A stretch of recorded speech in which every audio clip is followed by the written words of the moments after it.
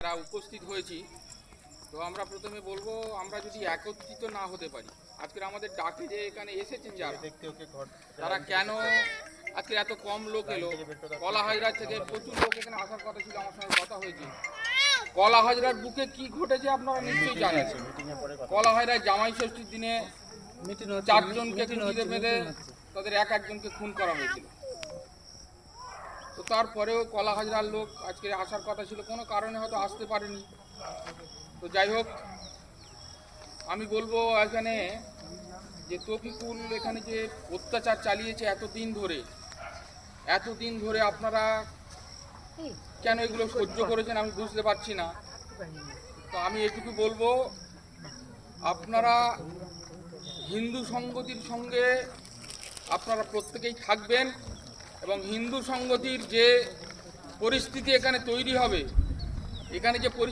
হবে, হিন্দু সংগতি তার প্রত্যেকটা মোকাবিলা করবে।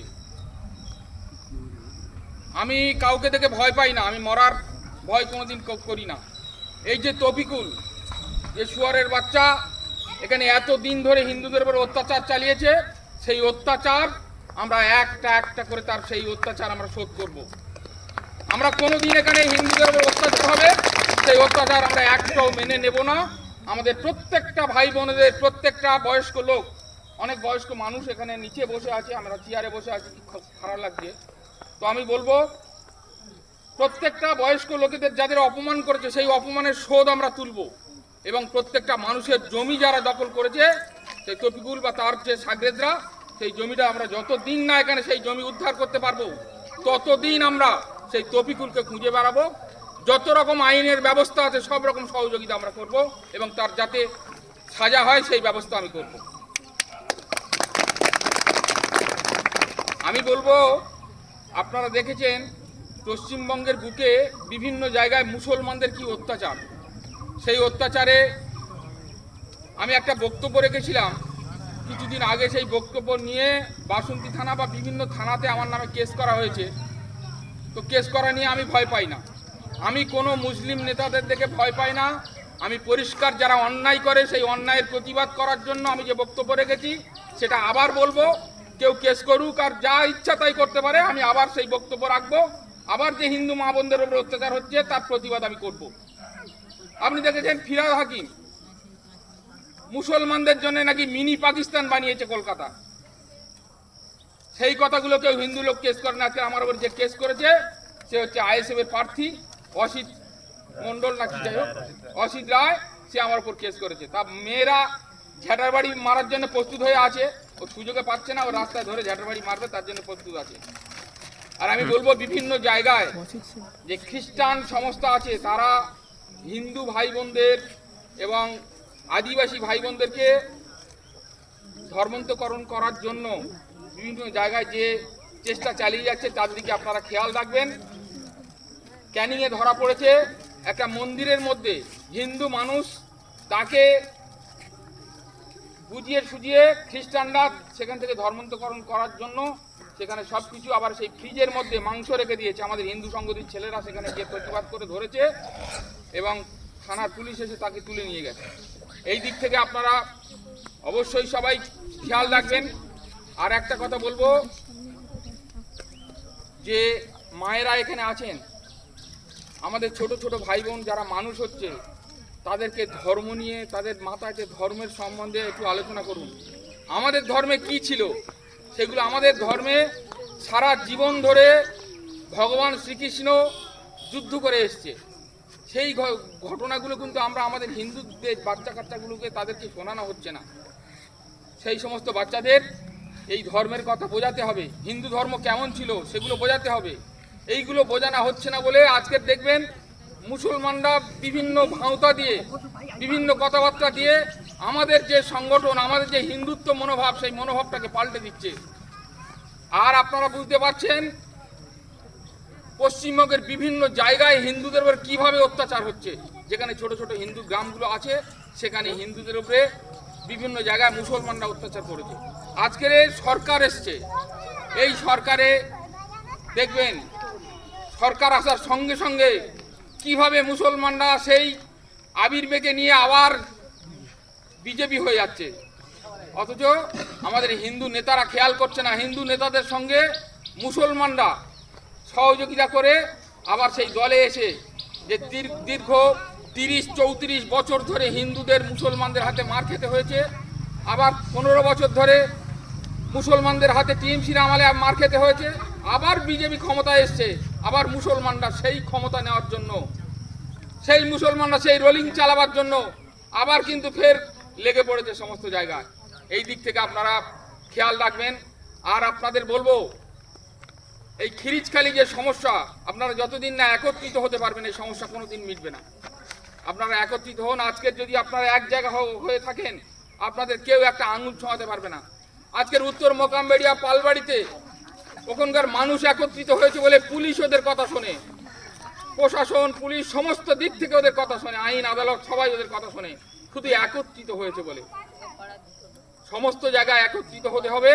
আর হিন্দু সংগতির নারী সংগতি বলে একটা সংগঠন আছে, সেই সংগঠনে আপনার মায়েরা যারা যোগ দেবেন তাদের জন্য আমরা বিল পাঠিয়ে দেব। আপনারা এখানে কারা সদস্য থাকবেন, আমরা খুব তাড়াতাড়ি বিল নিয়ে আসছি। এবং আমি কয়েকটা কথা বলতে চাই। আমি একটা কথা আপনাদের উদাহরণ দিই, মুসলমানদের ঘটনা একটা উদাহরণ আপনাদের দিচ্ছি। ডায়মন্ড হারবারে আমাদের সংগঠন ছিল, তো সেখানে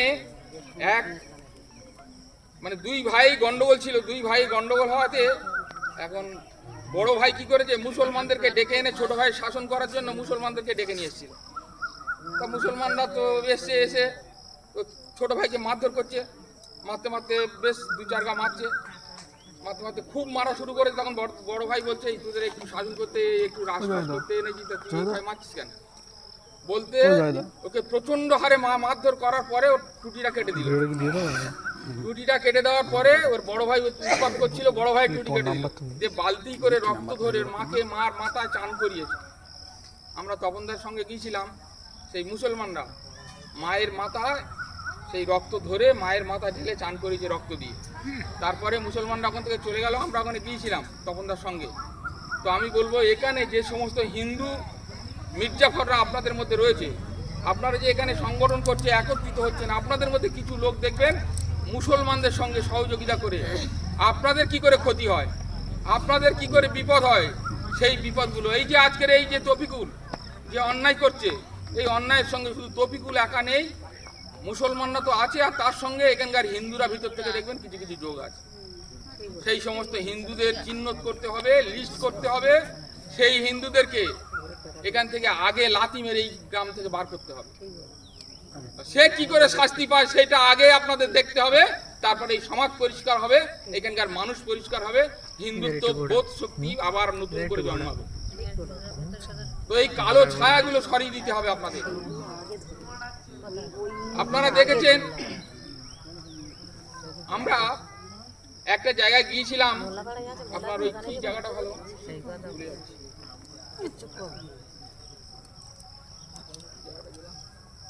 যাকে আমি বলি ওই নলিয়াখালীতে আপনার ওই রাত 12টার সময় রুহুল কুদ্দুস বলে একজন মুসলমান, সে সবসময় কি করতো, যে হিন্দুদের দেবদেবী নিয়ে বিভিন্ন রকমের কথাবার্তা বলতো। হিন্দু দেবদেবী নিয়ে, যে মা দুর্গা যদি মা হয় তাহলে লক্ষ্মী কে হবে, এইসব কথাবার্তা খুব আজে বাজে হিন্দুদের ধর্ম নিয়ে, প্রচণ্ড কুৎসিত ভাষায় উল্টোপাল্টা কথাবার্তা বলে উনি সমস্ত জায়গায় ওয়াজ করে করে বেড়াতেন। তো আমাদের হিন্দুরা তো ওর প্রতি প্রচুর ক্ষোভ। তো একদিন রাত 12টার সময় রুহুল কুদ্দুস ওই নলিয়াখালীর যে হাই স্কুল মাঠ আছে ওখানে ওকে সে গুলি করে মেরে দেয়, মার্ডার হয়ে যায়। মার্ডার হয়ে যাওয়ার পরে সমস্ত মুসলমানরা, সমস্ত পাকসার কাছ থেকে শুরু করে কলকাতার বিভিন্ন জায়গাতে সমস্ত মসজিদে ফোন করে দিয়েছে। হাজার হাজার মুসলমানরা ওখানে এসে, আর 400-500 হিন্দু বাড়ি দেখে দেখে, মুসলমানদের বাড়ি ওই 786 লেখা আছে, ওই বাড়িগুলো বাদ দিয়েছে সব। টোটাল হিন্দু বাড়ি প্রায় 400-500 হিন্দু বাড়ি ভাঙচুর করে, তাদের লুটপাট করে একদম বিশাল ক্ষতি খারাপ করে দিয়ে চলে গেল হিন্দুদের। তখন ওখানে ক্ষমতা ছিল পরেশ দাস, উত্তম দাস, তখন তো ওখানে এমএলএ ছিল, ভাই দাদা প্রধান ছিল, কোনো প্রতিবাদ হয়নি। তো আপনারা রাজনীতির উপর ভরসা করে কিছু করতে পারবেন না। ওই রাত 12টার সময় রুহুল কুদ্দুস মার্ডার হলো, কে মার্ডার করলো, কোথা থেকে মার্ডার হলো? মানে মুসলমানরা কি জানতে পেরেছে যে ওখানে হিন্দুরাই মেরেছে? টোটাল হিন্দুদের ঘর বাড়িগুলো লুটপাট হয়ে গেল। ওখানে যে হিন্দু নেতারা ছিল, বড় বড় নেতা, তারা কিন্তু একটুও সহযোগিতা কিছু করেনি, দাঁড়িয়ে হিন্দুদের ঘর বাড়ি জ্বালিয়ে পুরো লুটপাট করে শেষ করে দিয়েছে। অথচ কোনো কিচ্ছু প্রতিবাদ করলো না হিন্দু নেতারা। তো আমি বলবো, রাজনীতির উপর ভরসা করে আপনারা চলবেন না। রাজনীতি আপনারা করবেন, অবশ্যই রাজনীতি করবেন, রাজনীতি করা উচিত আমাদের প্রত্যেকের। রাজনীতি করবেন, সেই সঙ্গে হিন্দু সংগতিটাও করবেন। হিন্দু সংগতি আপনারা করলে আপনারা রাজনীতির ক্ষমতার সঙ্গে পাবেন, এবং হিন্দু সংগতি সব সময় দিন রাত আপনাদের পাশে থাকবে।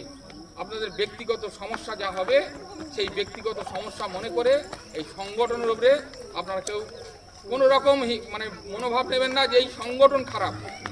সংগঠন সমস্ত হিন্দুদের জন্য, আপনাদের ব্যক্তিগত দ্বন্দ্ব সংগঠনের উপরে আসবে না। আপনার সঙ্গে অন্য কারোর অশান্তি গন্ডগোল ঝামেলা হতে পারে, কিন্তু সেই ঝামেলাটা সংগঠনের উপরে ভরসা অবহেলা করে সংগঠনটাকে ছেড়ে দেবেন না। আপনারা সমস্ত মানুষ সংগঠন করবেন, হিন্দু সংগতির সঙ্গে থাকবেন। আমরা সারা জীবন যতদিন বাঁচবো হিন্দু সংগতি থাকবে, যতদিন বাঁচবো আপনাদের সঙ্গে থাকবো। এইটুকু বলে আমি আমার বক্তব্য শেষ করব।